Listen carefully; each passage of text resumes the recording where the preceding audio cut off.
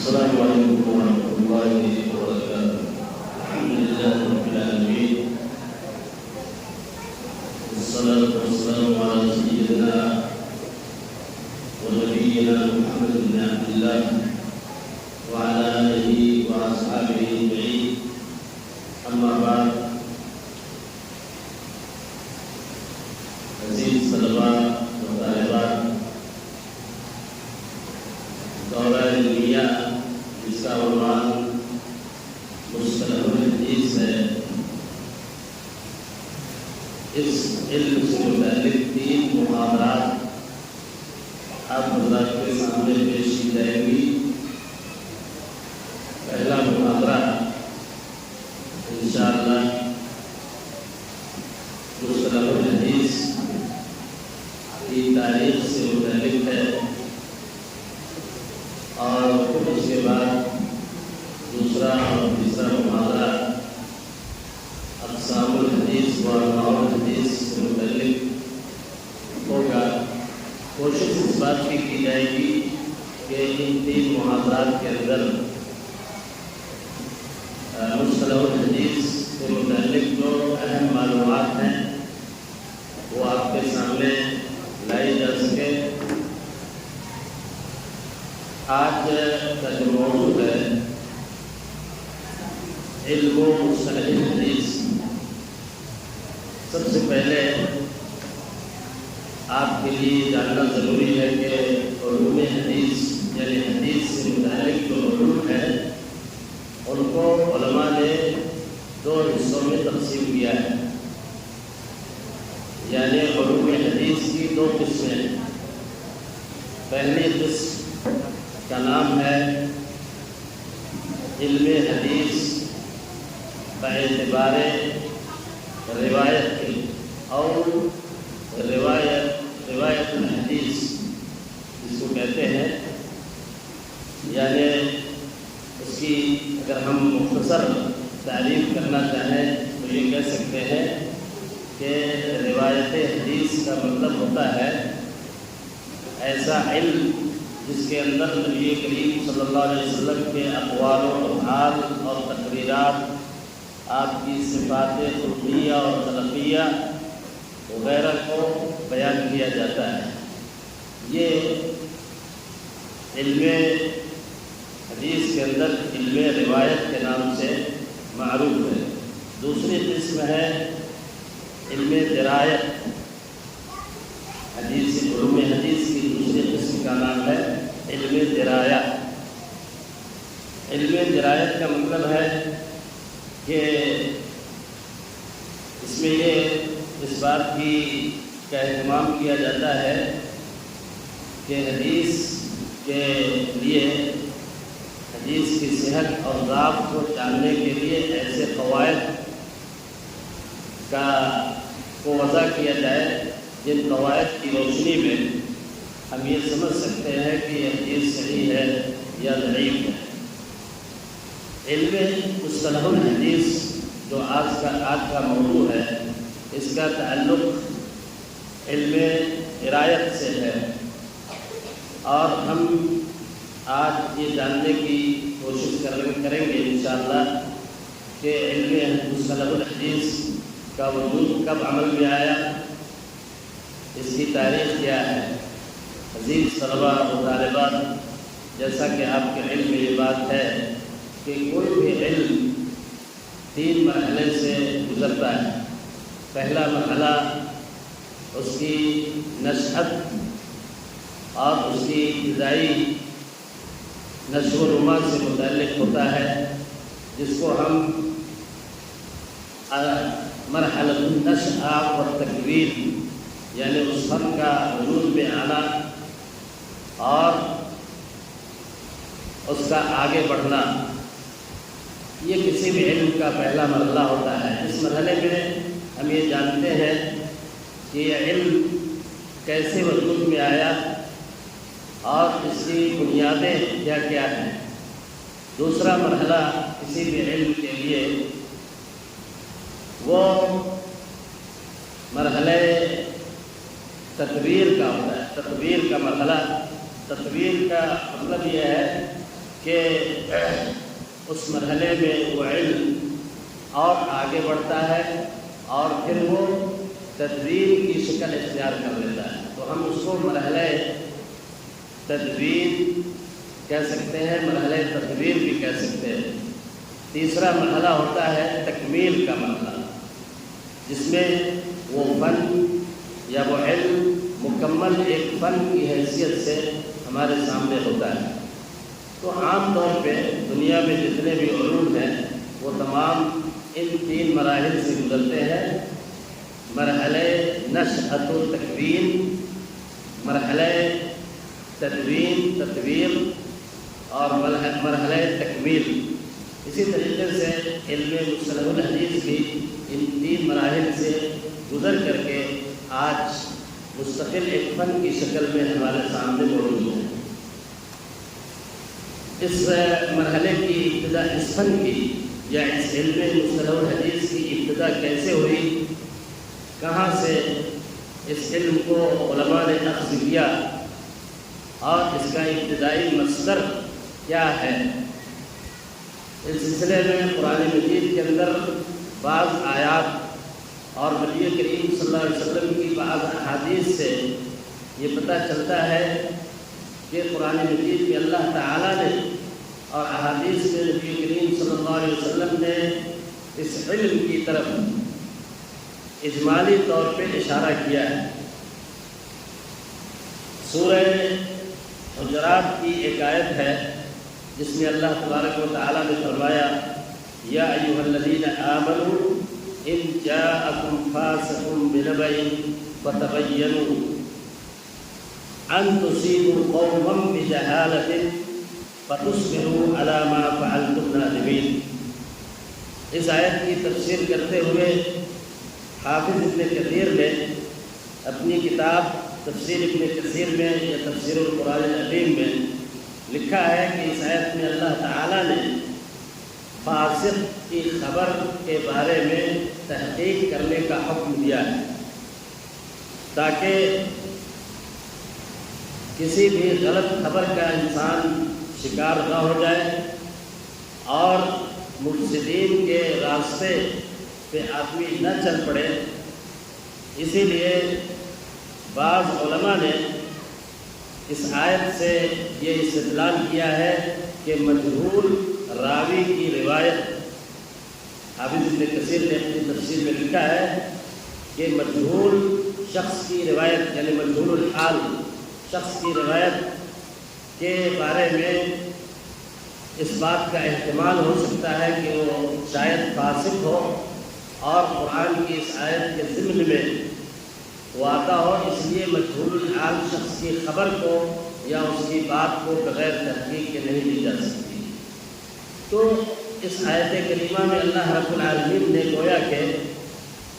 علم مصطلح الحدیث کی بنیاد رکھی اور نبی کریم صلی اللہ علیہ وسلم نے بھی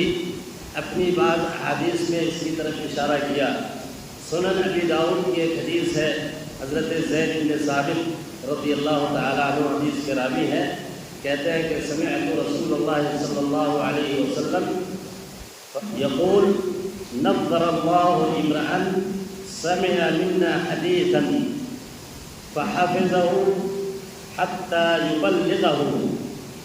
فرب حامل فقه إلى من هو أفقه منه ورب حامل فقه ليس بفقيه۔ اور صحیح بخاری کے جو الفاظ ہیں رب مبلغ اوعى من سامع۔ اس حدیث کا مفہوم یہ ہوا کہ خوش نصیب ہے وہ انسان، اللہ تعالیٰ اس انسان کو ہمیشہ خوش رکھے جس نے میری کوئی حدیث سنا اور اس کو یاد کیا اور اس کو لوگوں تک پہنچایا، اس لیے کہ بہت سے سننے والے کے مقابل میں جو نہیں سنے ہیں، جن کو وہ حدیث پہنچائی گئی ہے، وہ زیادہ اس کو سمجھنے والے یا اس سے متعلق مسائل کا استنباط کرنے والے ہو سکتے ہیں۔ تو اس حدیث کے اندر اللہ کے نبی صلی اللہ علیہ وسلم نے حدیث کو یاد کرنا اور اس کو پہنچانا، اس کی تبلیغ کرنا، اور تبلیغ کرنے والے کے سلسلے میں یہ بتایا کہ بہت سے ایسے لوگ تو کسی حدیث کو سنتے ہیں لیکن وہ اس کو سمجھتے نہیں ہیں، دوسرے لوگ نہیں سنتے ہیں، دوسرے سے سن کر کے زیادہ سمجھدار ہوتے ہیں۔ تو راوی حدیث کے سلسلے میں اس حدیث کے اندر نبی کریم صلی اللہ علیہ وسلم نے اشارہ کیا ہے۔ قرآن مجید کی اس آیت اور نبی کریم صلی اللہ علیہ وسلم کی اس حدیث کو سامنے رکھتے ہوئے صحابہ کرام نے اس قاعدے کی تطبیق اپنی زندگی میں فرمائی، اور جب بھی کوئی حدیث آپ کے سامنے آتی تھی تو آپ اس کی پہلے تحقیق اور اس کی تصدیق کرتے تھے۔ اس سلسلے کا مشہور واقعہ صحیح بخاری کے اندر ہے کہ عمر فاروق رضی اللہ تعالیٰ عنہ کے پاس صحابی ابو موسیٰ اشعری رضی اللہ تعالیٰ عنہ آئے، اجازت طلب کی 3 بار اور اس کے بعد واپس چلے گئے۔ بعد میں ان کو بلایا گیا تو انہوں نے کہا کہ میں نے نبی کریم صلی اللہ علیہ وسلم سے یہ حدیث سنی ہے کہ اگر 3 بار سلام کرنے کے بعد اجازت نہ ملے تو لوٹ جاؤ۔ عمر فاروق رضی اللہ تعالیٰ عنہ نے صحابی سے کہا کہ یہ تمہارے لیے ضروری ہے کہ تم اس کے لیے گواہ پیش کرو، واللہ لتقیمن علیہ بینۃ۔ حضرت عمر نے ابو موسیٰ اشعری کو حکم دیا کہ اپنی اس بات کے لیے تم کوئی گواہ پیش کرو۔ چنانچہ انہوں نے حضرت ابو سعید خدری رضی اللہ تعالیٰ عنہ کو گواہ کے طور پہ پیش کیا۔ اس حدیث کے بارے میں امام نووی نے اپنی مسلم کی شرح میں لکھا ہے کہ اس کا مطلب یہ نہیں تھا کہ حضرت عمر خبر واحد یعنی ایک آدمی کی خبر کو صحیح نہیں مانتے تھے، رد کر دیتے تھے، بلکہ اس کا مقصد یہ تھا اس تفتیش کا کہ اس واقعے کے ذریعے حضرت عمر بعد کے زمانے میں آنے والے لوگوں کو یہ پیغام دینا چاہتے تھے کہ حدیث کی روایت کے سلسلے میں انتہائی تدبر، تصدیق اور تحقیق کی ضرورت ہے۔ ظاہر ہے کہ ابو موسیٰ اشعری رضی اللہ تعالیٰ عنہ حضرت عمر فاروق کے نزدیک بہت جلیل القدر صحابی تھے، ان کا بڑا احترام تھا، لیکن حضرت عمر فاروق نے اس کے ذریعے امت کو، بعد میں آنے والے لوگوں کو یہ پیغام دیا کہ نبی کریم صلی اللہ علیہ وسلم کی حدیث عام لوگوں کی گفتگو نہیں ہے کہ اس کو بغیر کسی تحقیق کے، بغیر سوچے سمجھے آدمی پیش کرے، کسی کے سامنے روایت کرے۔ تو اس طرح کے واقعات صحابہ کرام کی زندگی میں آپ کو بہت سارے ملیں گے جن میں صحابہ نے اس اصول پہ عمل کیا جو اصول اللہ رب العالمین نے اپنے قرآن مجید کے اندر تصبت کے سلسلے میں اور تحقیق کے سلسلے میں بیان فرمائے۔ نبی کریم صلی اللہ علیہ وسلم کی حدیث کو صحابہ کرام نے عملی زندگی میں اپنے اوپر نافذ کیا، تو یہاں سے ہم کہہ سکتے ہیں کہ یہ علم مصطلح الحدیث کی ابتدا اور اس کی تکوین، اس کی نشأت و نما قرآن مجید کی اس آیت کریمہ اور نبی کریم صلی اللہ علیہ وسلم کی اس حدیث سے ہوئی، اور وہیں سے صحابہ کرام نے یہ علم حاصل کیا جس کو آج ہم علم مصطلح الحدیث کے نام سے جانتے ہیں۔ اب آتے ہیں دوسرے مرحلے کی طرف۔ علم حدیث، علم مصطلح الحدیث کا جو دوسرا مرحلہ ہے جس کو میں نے تدوین کا نام دیا، یعنی اس مرحلے میں یہ علم مدون کیا گیا، لکھا گیا، علماء کرام نے اس کے قواعد اور اس کے اصول و ضوابط کو تحریری شکل میں جمع کیا۔ یہ مرحلہ کہاں سے شروع ہوتا ہے؟ تو سب سے پہلے اصول حدیث یا مصطلح الحدیث کے سلسلے میں پہلی کاوش تحریری طور پہ، یہ دیکھیے، یہ بات یاد رہے کہ صحابہ کے زمانے میں جو کچھ ہوا،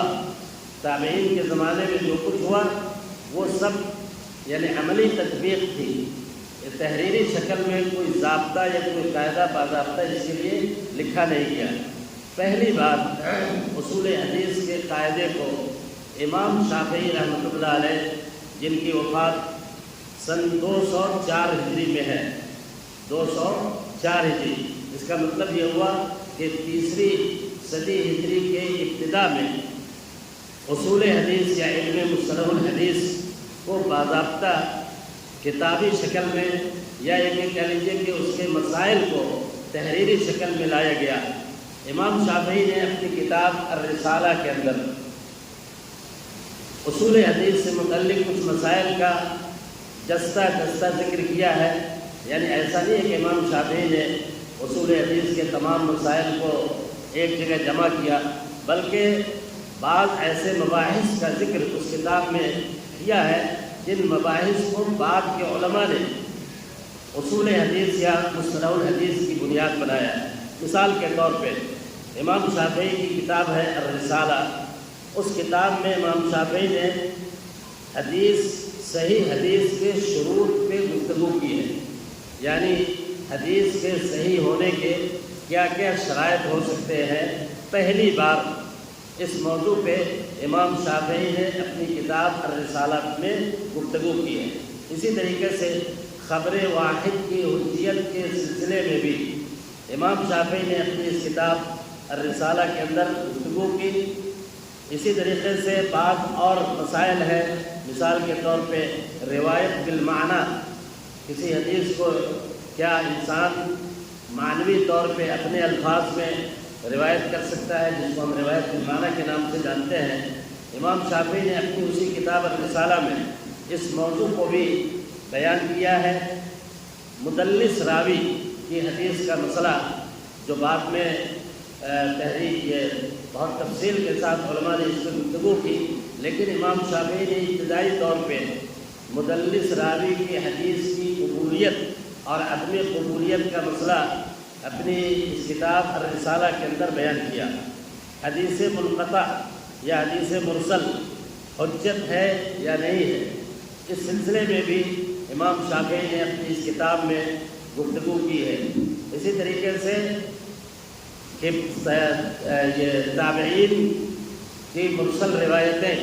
چاہے وہ صغار تابعین ہوں یا کبار تابعین ہوں، ان کی مرسل روایات کا کیا حکم ہے، ان مسائل پہ الگ الگ اور اس کتاب میں ایک ساتھ نہیں بلکہ مختلف جگہوں پہ امام شافعی نے مختلف مباحث میں ان چیزوں پہ گفتگو کی ہے، اور یہ علماء نے اس کو پہلی تحریری کاوش کے طور پہ شمار کیا ہے جو مصطلح الحدیث کے سلسلے میں علمی دنیا کے اندر سامنے آئے۔ اس کے بعد امام شافعی رحمۃ اللہ علیہ کے بعد امام بخاری کے استاد ہیں عبداللہ ابن زبیر الحمیدی۔ عبداللہ ابن زبیر الحمیدی، ان کی وفات 219 ہجری میں ہے، یعنی یہ امام شافعی کے شاگرد ہیں۔ امام شافعی سے انہوں نے حدیثیں بھی روایت کی ہیں۔ تو امام حمیدی نے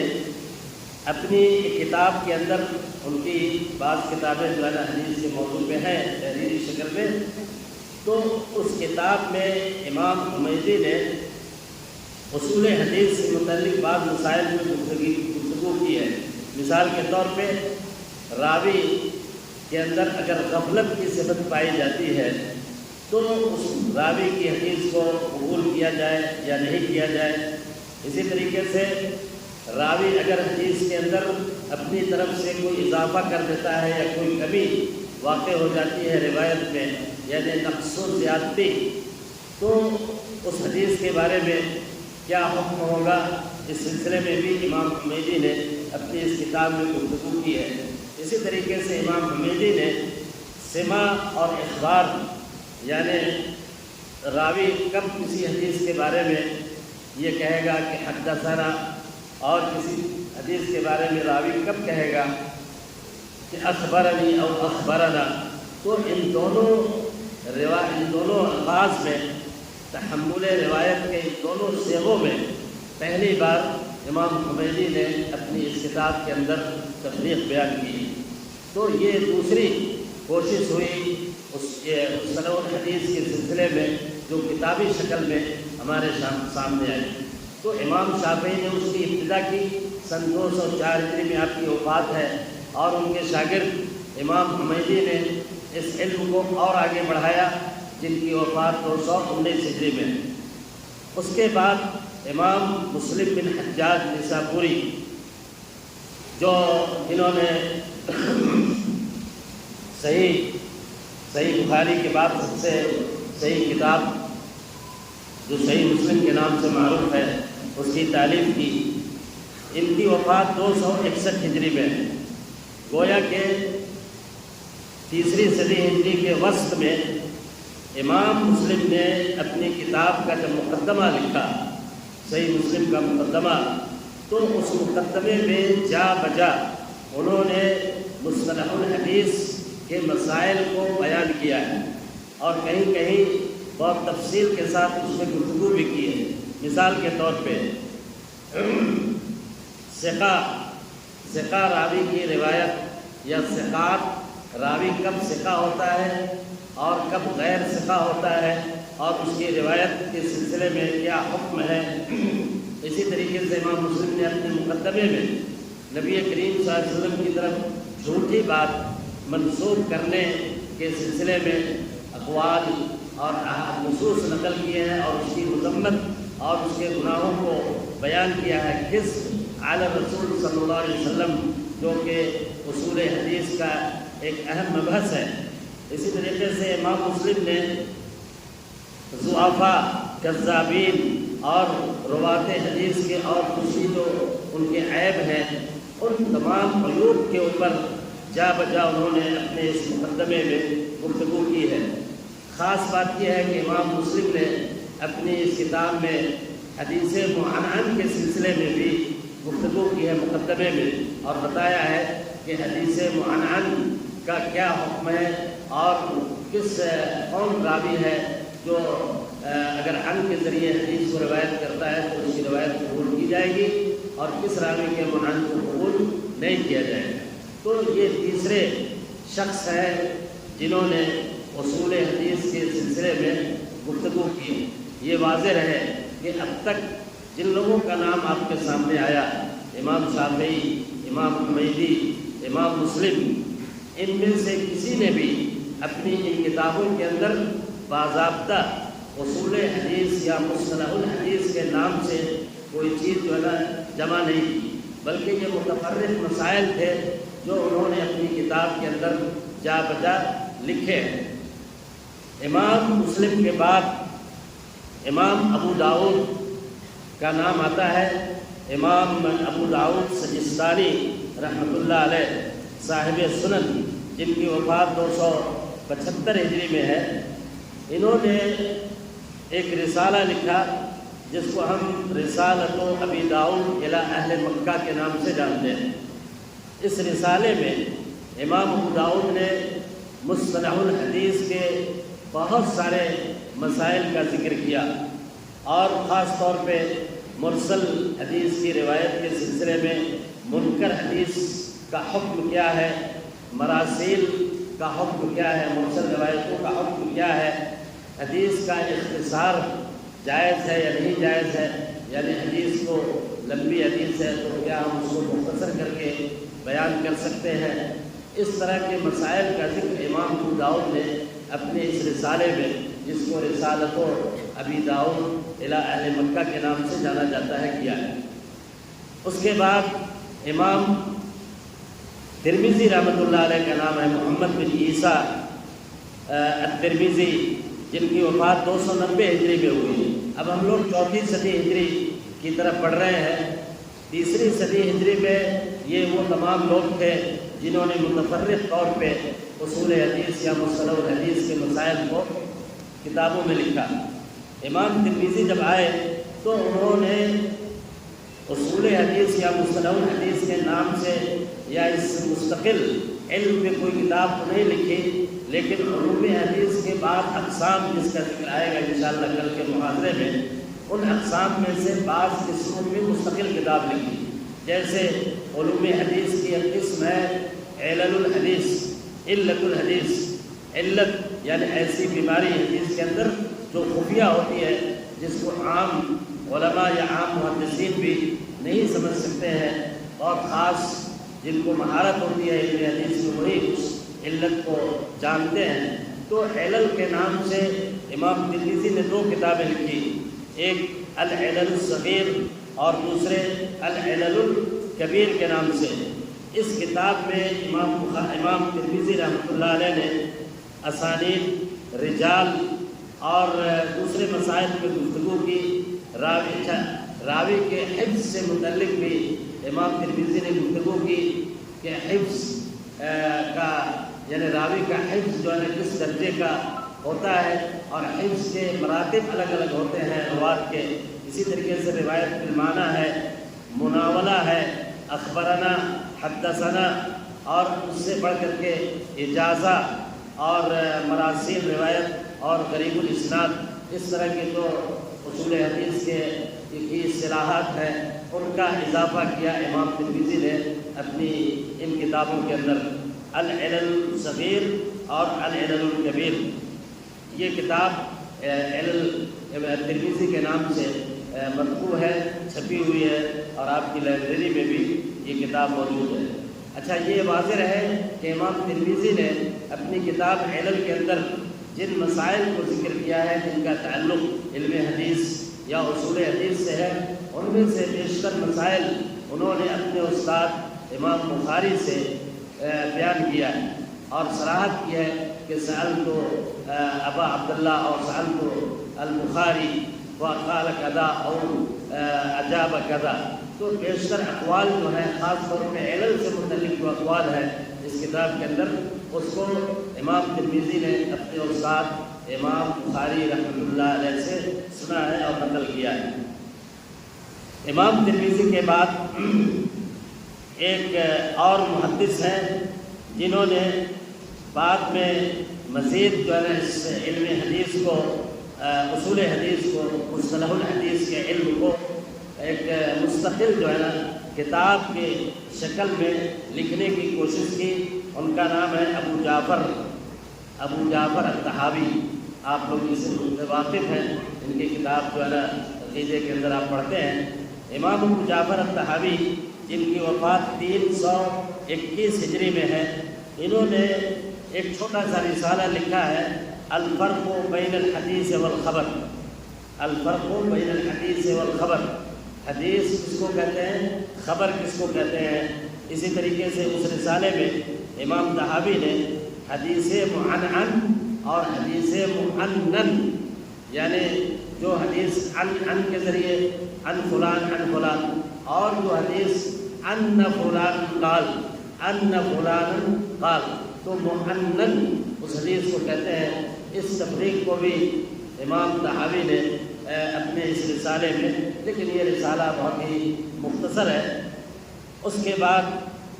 4 صدی ہجری کے ابتدا میں،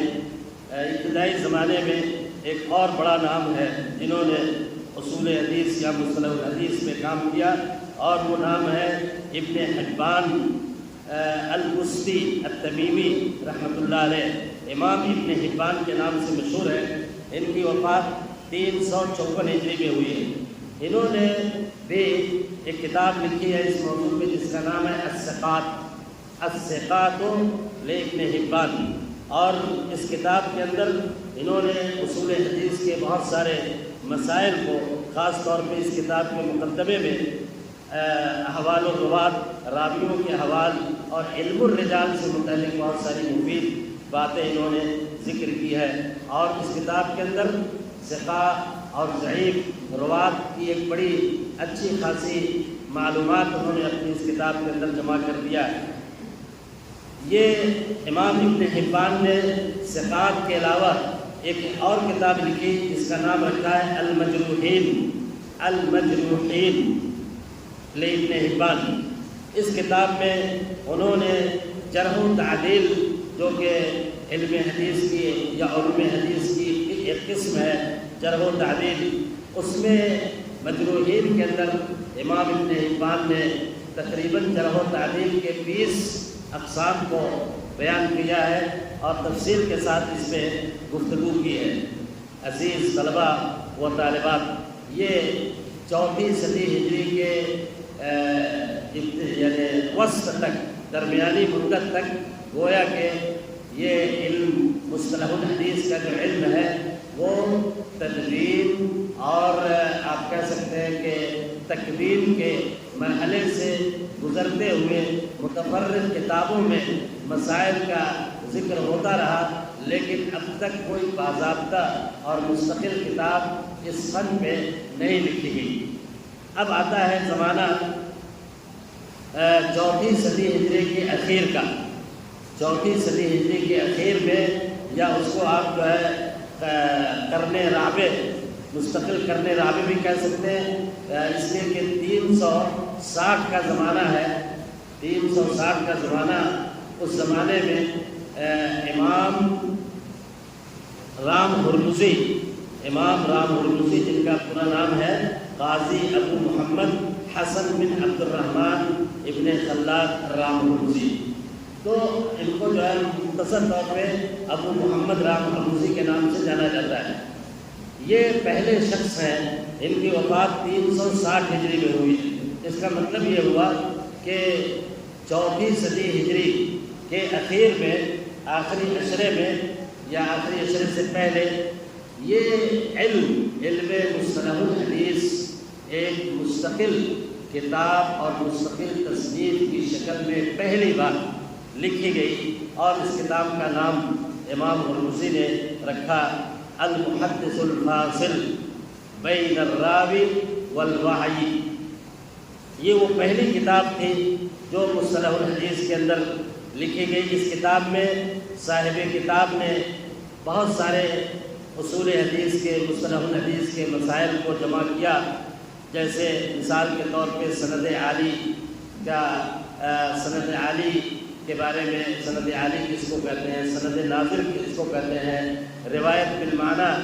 کا کیا حکم ہے، اسی طریقے سے مذاکرہ، معارضہ اور مناولہ، اجازہ، یہ ساری جو اصطلاحات ہیں اصول حدیث کی، ان چیزوں کو اپنی کتاب میں جمع کیا، اور پہلی کتاب اصول حدیث کی اس طریقے سے 360 ہجری میں وفات پانے والے امام رام ہرمزی کے ذریعے وجود میں آئی۔ لیکن یہ کتاب چونکہ پہلی کتاب تھی، اور کسی بھی فن میں جب پہلی کتاب لکھی جاتی ہے تو عام طور پہ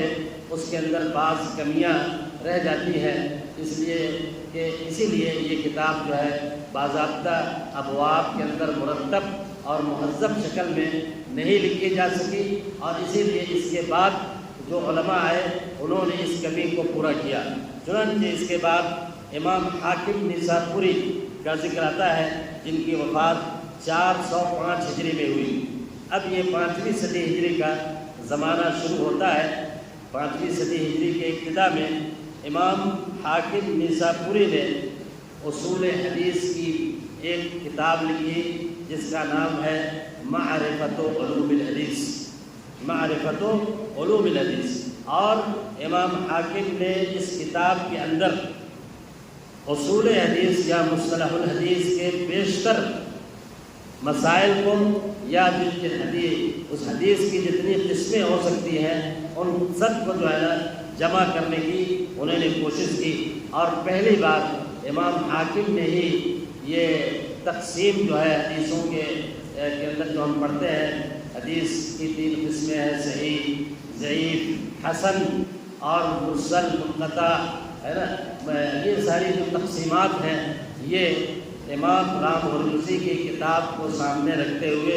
امام حاکم نے ان تقسیمات کو پہلی بار اپنی اس کتاب کے اندر معرفت علوم الحدیث کے اندر ذکر کیا ہے۔ لیکن ظاہر ہے کہ ان کی بھی کتاب تمام اصول حدیث کے تمام مسائل پہ تو شامل نہیں ہو سکی، اسی لیے اس کے بعد جو محدث آئے ابو نعیم الاصفہانی، جن کی وفات 430 ہجری میں ہے، اور انہوں نے اسی کتاب یعنی امام حاکم کی کتاب کو سامنے رکھتے ہوئے اس پہ بعض مسائل کا اضافہ کیا، اور اس کا نام رکھا المستخرج علی معرفت علوم الحدیث۔ اور اس کے اندر انہوں نے ان چیزوں کا استدراک کیا، اضافہ کیا جو امام حاکم سے چھوٹ گئی تھی ان کی کتاب معرفت علوم الحدیث میں۔ اس طریقے سے بہت سارے مفید اور اقسام کا اور بہت ساری مفید چیزوں کا اضافہ امام اصفہانی نے اپنی اس کتاب میں کیا، لیکن اس کے باوجود بھی امام اصفہانی کی بھی یہ کتاب امام رام ہرمزی اور امام حاکم کی طرح ایک مکمل مصطلح الحدیث کی ایک مکمل کتاب تسلیم نہیں کی گئی۔ بعد میں آنے والے علماء کے لیے انہوں نے گنجائش رکھی کہ وہ آئیں گے تو مزید اس علم کی خدمت کریں گے۔ چنانچہ اس کے بعد امام قزوینی کا نام آتا ہے، ابو یعلا القزوینی، قزوین کے رہنے والے تھے۔ ان کی وفات 440 ہجری میں۔ انہوں نے اسی کتاب کو سامنے رکھتے ہوئے امام حاکم کی کتاب معرفت علوم الحدیث کے اندر بعض مباحث کا اضافہ کیا اپنی طرف سے۔ مثال کے طور پہ جو مباحث اس کتاب میں پڑھائے گئے ان میں بعض حدیث کی قسموں کا اضافہ کیا، علت کے سلسلے میں تفصیلی گفتگو کی علل الحدیث کے بارے میں، اور شاذ اور منکر روایت کا اضافہ اس کتاب میں امام ابو یعلا قزوینی نے کی۔ اس کے بعد امام خطیب بغدادی کا نام آتا ہے۔ امام خطیب بغدادی جن کی وفات 463 ہجری میں ہے، انہوں نے آپ کہہ سکتے ہیں کہ مصطلح الحدیث کی سب سے پہلی مکمل کتاب جو مصطلح الحدیث میں لکھی گئی باضابطہ، وہ امام خطیب بغدادی نے لکھی ہے، اور اس کا نام ہے الکفایہ فی علم الروایہ۔ 2 کتابیں انہوں نے لکھی اصول حدیث کے موضوع پہ۔ امام خطیب بغدادی نے 2 کتابیں لکھی، ایک کا نام ہے الکفایہ فی علم الروایہ اور دوسرے کا نام ہے الجامع لاخلاق الراوی و آداب السامع۔ یہ بنسبت اس کتاب کی پتلی اور چھوٹی کتاب ہے، اس میں راوی کے اخلاق، طالب علم کے اخلاق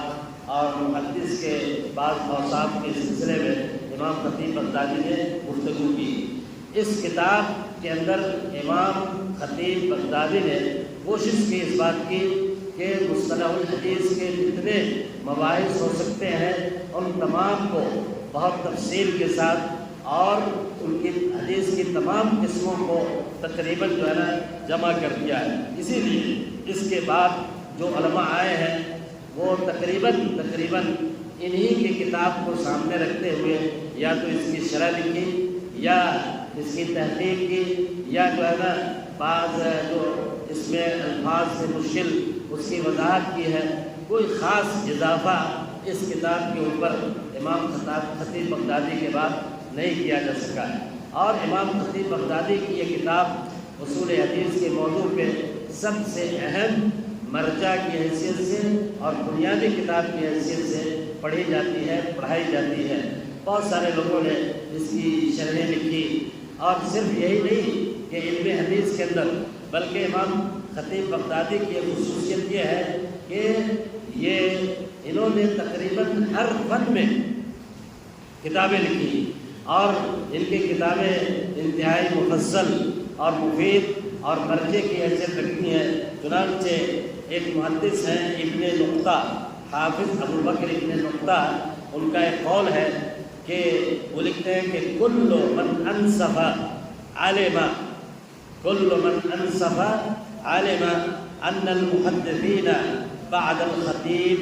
عیال علی کتبہ، یعنی ہر انصاف پسند آدمی اس بات کو کہہ سکتا ہے یا جانتا ہے کہ امام خطیب بغدادی کے بعد جتنے محدثین آئے ہیں وہ سب امام خطیب بغدادی کی کتابوں کے محتاج ہیں، اور ان کی کتابوں سے تمام محدثین نے اس کے بعد استفادہ کیا ہے۔ تو آپ کو خاص طور پہ عزیز طلباء و طالبات یہ کتاب آپ کو یاد رکھنی ہے، الکفایہ فی علم الروایہ، جو مصطلح الحدیث کی سب سے اہم اور مستند کتاب مانی جاتی ہے۔ اب اس کے بعد جو سلسلہ ہے کتابوں کے لکھنے کا، وہ عام طور پہ اسی کتاب یا بعض وہ جو امام حاکم کی کتاب ہے معرفت علوم الحدیث، انہی دو کتابوں کو سامنے رکھتے ہوئے اس کی شرح یا اس کی تفصیل اور اس کے اختصار پہ مبنی ہے۔ مثال کے طور پہ امام ابو الفضل طاہر مقدسی، یہ بھی محدث ہیں، ان کی وفات 507 ہجری میں ہوئی ہے۔ انہوں نے ایک کتاب لکھی ہے اصول حدیث میں جس کا نام ہے العلو والنزول۔ العلو والنزول یعنی سند عالی اور سند نازل کے خاص موضوع پہ انہوں نے یہ کتاب اصول حدیث کی لکھی۔ قاضی ایاز کا جن کا ذکر بار بار آتا ہے، قاضی ایاز بہت مشہور عالم اور محدث ہیں جن کی وفات 544 ہجری میں ہوئی ہے۔ انہوں نے بھی ایک کتاب لکھی ہے العلماء۔ العلماء، اور اس کتاب کی خصوصیت یہ ہے کہ اس میں تحمل اور ادا، یعنی کسی روایت کو سننے کی جو کیفیت ہوتی ہے اس کو ہم تحمل کہتے ہیں کہ راوی حدیث کس عمر میں سنے گا، اور جب اس کو بیان کرتا ہے تو اس کو ہم ادا کہتے ہیں۔ تو ادائیگی کی الفاظ کے ساتھ راوی کرے گا، حدثنی کے ذریعے کب کرے گا، اخبرنی کے ذریعے کب ادا کرے گا، اخبرنا اور حدثنا کب کہے گا، سمیتو کب کہے گا۔ تو یہ جو ادا کے الفاظ ہیں اور تحمل کے جو طریقے ہیں، اس موضوع پہ خاص طور پہ امام قاضی ایاز رحمۃ اللہ علیہ نے یہ کتاب لکھی ہے اور اس کا نام علماء رکھا ہے۔ ایک اور بہت مختصر سی کتاب ہے اور بہت مشہور ہے اور لائبریری میں آپ کی پائی جاتی ہے۔ اس کتاب کا نام ہے ما لا یسع المحدث جہلہ۔ ما لا یسع المحدث جہلہ، یعنی محدث کے لیے اس کا نہ جاننا اس کا جاننا ضروری ہے۔ کسی بھی محدث کے لیے ان مسائل کا جاننا ضروری ہے۔ یہ نام رکھا ہے انہوں نے۔ صاحب کتاب ہے ابو حفص المیاجی۔ میاجی، یا ہم لوگ جیسے میاں جی کہتے ہیں تو ویسے ہی وہ میاجی کے نام سے مشہور تھے۔ ان کی وفات 580 ہجری میں ہوئی ہے۔ یہ بہت مختصر سا لیکن بہت مفید رسالہ ہے، ما لا یسع المحدث جہلہ۔ امام اس کے بعد جو نام آتا ہے اصول حدیث پہ خدمت انجام دینے والے محدث کی، ان کا نام ہے ابو عمرو عثمان ابن عبد الرحمن الشہرزوری۔ الشہرزوری، اور یہ عام طور پہ اپنے اس نام سے نہیں جانے جاتے بلکہ یہ ابن الصلاح کے نام سے جانے جاتے ہیں۔ حافظ ابن الصلاح۔ حافظ ابن الصلاح نے اس موضوع پہ جو کتاب لکھی ہے اس کا نام رکھا ہے علوم الحدیث۔ علوم الحدیث، اور اس کتاب کے اندر انہوں نے یہ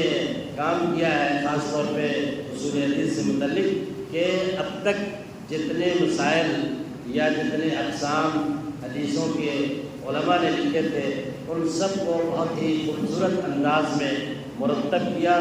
مہذب کیا، اور ترتیبات جو پہلے تھی ان میں تھوڑی تبدیلی کی، اور سب کی ترتیب کو انہوں نے بہت مناسب انداز میں کتاب کو مرتب کیا، اور اسی لیے ان کی کتاب جو ہے علوم الحدیث یہ بھی بہت مشہور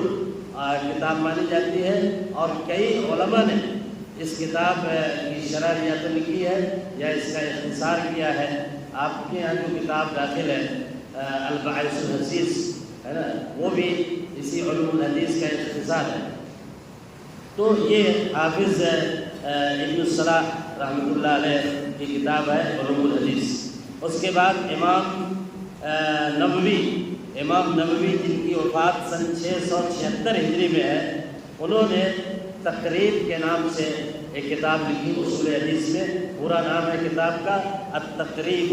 والتیسیر لمعرفت سنن البشیر النذیر۔ التقریب والتیسیر لمعرفت سنن البشیر النذیر۔ اس کتاب میں امام نووی نے امام ابن الصلاح کی جو کتاب ہے علوم الحدیث، اس کا اختصار کیا ہے، یعنی اسی کو سامنے رکھ کر کے اس کو مختصر کر دیا ہے اور اس کا نام رکھا ہے التقریب۔ یہ کتاب عام طور سے تقریب نووی کے نام سے مشہور ہے، اور اسی کی شرح امام سیوطی نے تدریب الراوی کے نام سے لکھی۔ تدریب الراوی جو 2 جلدوں میں کتاب چھپی ہوئی ہے، وہ کتاب اسی امام نووی کی تقریب کی شرح ہے۔ تو امام نووی نے کی کتاب جو ہے اس فن میں بھی بہت اہم ہے۔ اس کے بعد ایک اور محدث ہیں جن کو مغلطائی کے نام سے جانا جاتا ہے، مصر کے رہنے والے ہیں، امام مغلطائی المصری۔ 762 ہجری میں ان کی وفات ہوئی۔ انہوں نے بھی یہ کتاب جو ہے امام ابن صلاح کی علوم الحدیث، اچھا یہ امام ابن صلاح کی کتاب جو ہے اصل نام تو اس کا علوم الحدیث ہے، لیکن یہ مقدمہ ابن صلاح کے نام سے بھی مشہور ہے، بلکہ اسی نام سے یہ کتاب بعد میں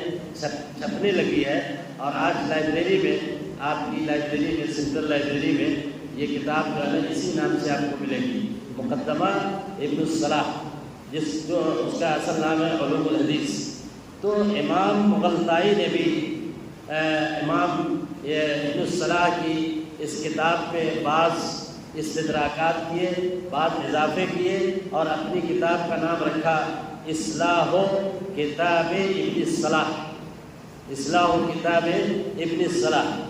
یہ امام مغلطائی مصری کی کتاب ہے۔ اس کے بعد حافظ ابن کثیر رحمۃ اللہ علیہ، جو تفسیر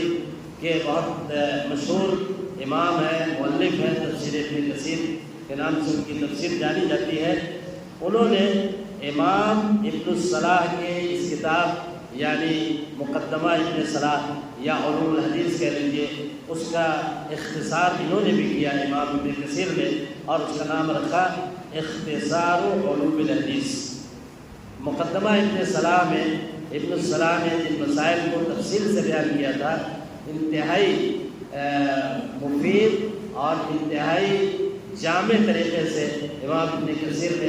ان مسائل کو اپنی اس کتاب میں اختصار کے ساتھ بیان کیا، اور اسی لیے وہ کتاب اختصار علوم الحدیث کے نام سے انہوں نے اس کا نام رکھا اور مشہور ہے۔ اس کے بعد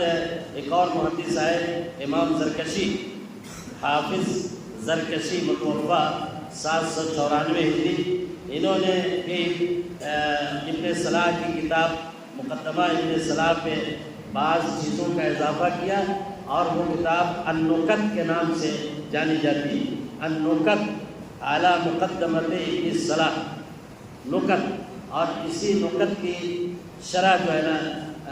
حافظ ابن حجر نے لکھی ہے، جو چھپی ہوئی ہے۔ تو امام زرکشی کی کتاب ہے النکت اعلیٰ مقدمت ابن صلاح۔ اس کتاب میں امام زرکشی نے بعض مسائل کا اضافہ بھی کیا ہے۔ اس کے بعد نمبر آتا ہے امام حافظ عمر ابن رسلان الاسقلانی، یہ ابن حجر اسقلانی نہیں ہے، یہ دوسرے ہیں، عمر نام ہے ان کا، عمر ابن رسلان الاسقلانی، البلقینی کے نام سے مشہور ہے، امام بلقینی۔ ان کی وفات جو ہے سن 805 ہجری میں۔ انہوں نے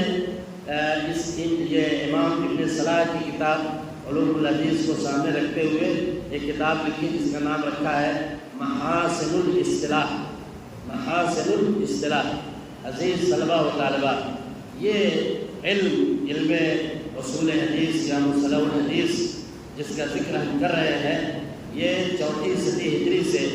جب سے اس میں مستقل تالیفات کا سلسلہ شروع ہوا، آپ نے دیکھا کہ مسلسل علماء کرام نے اس فن پہ کتابیں لکھنا شروع کی، اور ہر آنے والی کتاب ظاہر ہے کہ پہلے کے مقابل میں اس میں کچھ اضافات ہوئے، کچھ مفید چیزیں ہوئی۔ یہاں میں اخیر میں اب آپ کے سامنے یہ اس نقطے کو بھی رکھنا ضروری سمجھتا ہوں کہ جس طرح سے ہمارے اسلاف نے دوسرے علوم کو نظم کی شکل میں، پورے علم کو یا پورے مباحث کو نظم کی شکل میں لکھا ہے، اسی طریقے سے اصول حدیث کو بھی بہت سارے علماء نے نظم کر دیا ہے۔ جیسے آپ الفیہ ابن مالک نحو میں پڑھتے ہیں، اسی طریقے سے الفیہ حدیث کے سلسلے میں بھی 1000 اشعار میں پورے علوم حدیث کو، مصطلح الحدیث کو علماء نے نظم کر دیا۔ اور یہ کام حافظ عراقی نے سب سے پہلے کیا۔ حافظ زین الدین عبد الرحیم ابن حسین العراقی، یہ امام حافظ ابن حجر کے استاد ہیں، امام عراقی۔ ان کی وفات 806 ہجری میں، 806 ہجری، گویا کہ 9ویں صدی ہجری میں یا 9ویں صدی ہجری کے ابتدا میں سب سے پہلے امام عراقی نے علوم حدیث یا اصول حدیث یا مصطلح الحدیث کو نظم کی شکل میں دنیا کے سامنے پیش کیا، اور انہوں نے اس کتاب کا نام رکھا ہے نظم الدرر، نظم الدرر فی علم الاثر۔ اس کتاب میں انہوں نے جو اشعار لکھے ہیں وہ اصل میں مقدمہ ابن صلاح جو کتاب ہے یا علوم الحدیث کے نام سے جس کو ہم جانتے ہیں، اسی کتاب کو سامنے رکھ کر کے اور اس کے مباحث کو نظم کی شکل میں امام نے بیان کر دیا ہے۔ ان کی ایک اور کتاب ہے التقیید والایضاح کے نام سے مشہور ہے اصول حدیث کے اندر امام عراقی کی، لیکن جو نظم کی کتاب ہے وہ زیادہ مشہور ہے۔ اس نظم کی شرح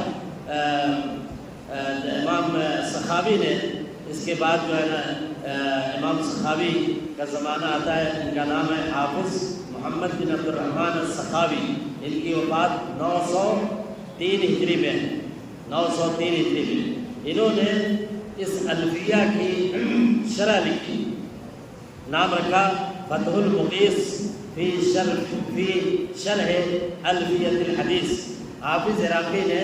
1000 اشعار میں اصول حدیث کو نظم کیا تھا، جس کو الفیہ حدیث کے نام سے جانتے ہیں۔ اس کی پہلی اور سب سے جامع اور مفید شرح امام سخاوی نے لکھی ہے، نام ہے فتح المغیث فی شرح الفیۃ الحدیث۔ اور بھی بہت سارے لوگوں نے الفیہ کی شرح لکھی ہے، لیکن میں آپ کے سامنے 1-2 کتاب اور جو ہے نا ذکر کر کے اس موضوع کو ختم کروں گا۔ حافظ ابن حجر کا نام اگر ذکر نہ کیا جائے اصول حدیث کے باب میں تو یہ علم کے باب میں بہت بڑی کمی ہوگی، اس لیے کہ حافظ ابن حجر نے اصول حدیث میں 2 اہم کتابیں لکھی ہیں۔ ایک کا نام ہے نخبۃ الفکر فی مصطلح اہل الحدیث اثر۔ یہ کتاب کیونکہ مدارس میں، جامعات کے نصاب میں قدیم زمانے سے لوگوں نے اس کو داخل کر رکھا ہے۔ یہ بہت ہی مختصر کتابی چند صفحات میں حافظ ابن حجر نے اصول حدیث کے تمام مسائل کو اکٹھا کرنے کی کوشش کی، لیکن یہ اتنی مختصر ہو گئی کتاب کہ سمجھنا لوگوں کے لیے مشکل ہو گیا۔ تو خود حافظ ابن حجر سے یہ مطالبہ کیا گیا کہ آپ بھی اس کی شرح لکھیں، چنانچہ انہوں نے خود اپنی کتاب کی شرح لکھی اور اس کا نام رکھا نزہۃ النظر، نزہۃ النظر شرح نخبۃ الفکر۔ تو یہ 2 کتابیں جو ہے نا حافظ ابن حجر کی اصول حدیث کے اندر بہت اہم ہیں۔ اب بعد کے زمانے میں یعنی 11ویں 12ویں 13ویں صدی ہجری اور موجودہ زمانے میں بھی بہت سارے علماء نے اصول حدیث پہ بہت مفید کتابیں لکھی ہیں۔ ان میں سے میں ایک کتاب کا ذکر ضرور کروں گا آپ کے سامنے، اور یہ آپ سے کہوں گا کہ آپ لوگ اس کتاب کو ضرور پڑھیں، ضرور اس کی طرف مراجعہ کریں۔ وہ کتاب ہے محمد جمال الدین القاسمی، محمد جمال الدین القاسمی، متوفہ 1332 ہجری، یعنی 14ویں صدی ہجری کے بہت بڑے عالم اور بہت بڑے ادیب گزرے ہیں۔ انہوں نے کتاب لکھی ہے، اس کا نام رکھا ہے قواعد التحدیث، قواعد التحدیث۔ یہ کتاب جو ہے آپ کہہ سکتے ہیں کہ تمام اصول حدیث کے اندر جتنے مباحث ہیں، جتنے علوم ہیں، ان سب کو جمال الدین قاسمی نے اپنی اس کتاب کے اندر جمع کر دیا ہے۔ ویسے تو اس کے بعد بھی زمانے میں 14ویں اور 15ویں صدی ہجری میں بھی بہت سارے لوگوں نے اس موضوع کی کتاب لکھی، لیکن ایک اور کتاب کا ذکر ضروری ہے، اور وہ ہے علامہ احمد محمد شاکر کی کتاب الباعث الحثیث شرح و اختصار علوم الحدیث۔ میں نے بتایا آپ کو کہ علوم الحدیث کتاب ہے امام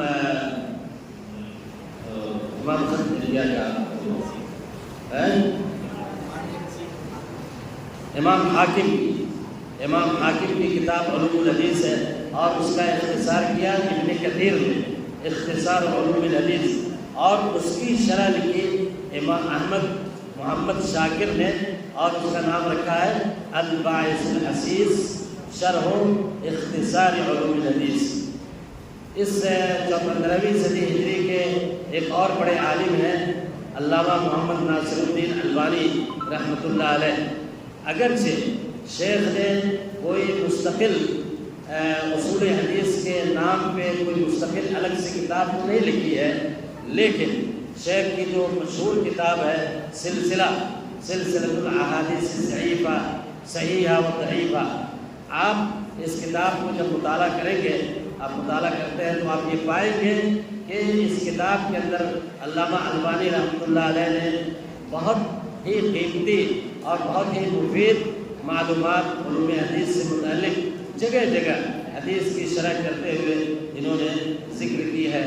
اور ابتدائی ثانویہ کے درجہ کے جو طلباء ہیں ان کے لیے بھی یہ کتاب ہے، جس کا نام ہے تیسیر و مصطلح الحدیث، تیسیر و مصطلح الحدیث۔ ڈاکٹر محمود الطحان نے ایک بہت ہی آسان اسلوب میں بہت ہی مفید اور مختصر کتاب ترتیب دی ہے، جس کا نام ہے تیسیر و مصطلح الحدیث۔ اس طریقے سے عزیز طلباء و طالبات، میں نے آپ کے سامنے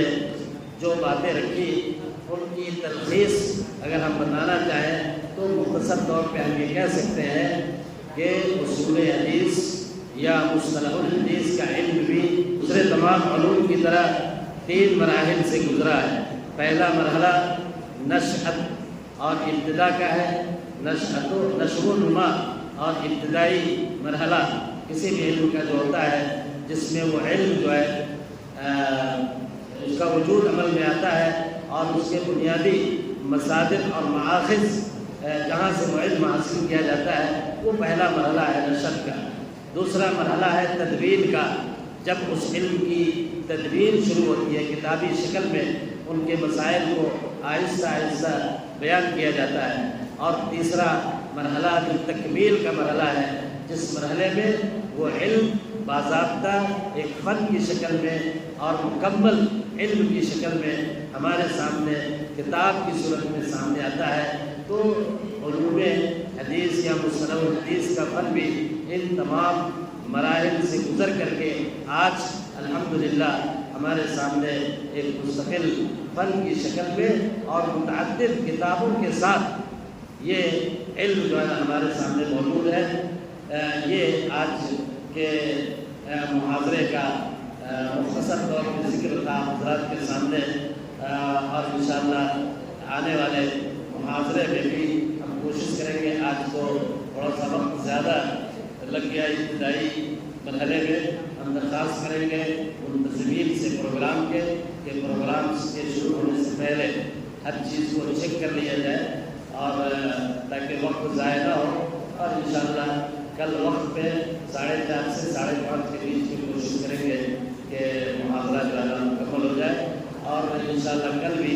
آج کی طرح علوم حدیث سے متعلق بعض اہم مسائل کا تذکرہ آپ کے سامنے کیا جائے گا۔ وآخر دعوانا الحمدللہ رب العالمین، وصلی اللہ تعالی علی نبینا محمد وعلی آلہ واصحابہ اجمعین۔ السلام علیکم ورحمۃ اللہ۔ آپ کے ذہن میں